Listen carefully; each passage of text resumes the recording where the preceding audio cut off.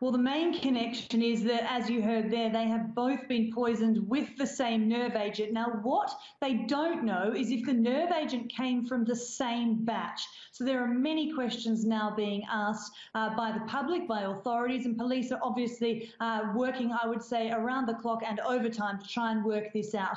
So we know it was a Novichok agent, and we know that's the same one that the Skripals were poisoned by. The big question is, how did this couple come to be exposed to it? It would seem that there's nothing in their history that we publicly know of at the moment that would indicate they would be targeted or targets for such an attack. So we understand they're not Russian, they're British nationals.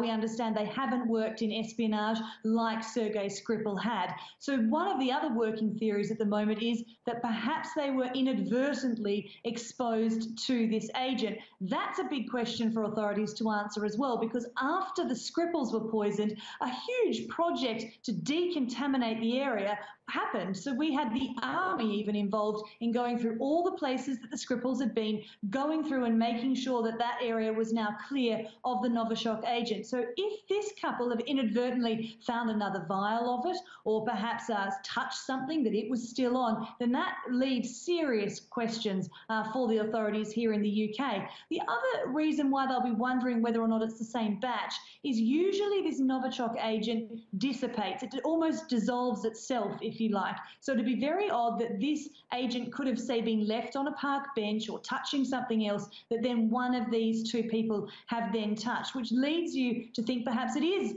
a new batch of Novichok. But obviously the investigation continues. The police will be looking into this. Many people extraordinarily frightened tonight as to what is going on, particularly in that area. It's the same area where the Skripals were poisoned as well.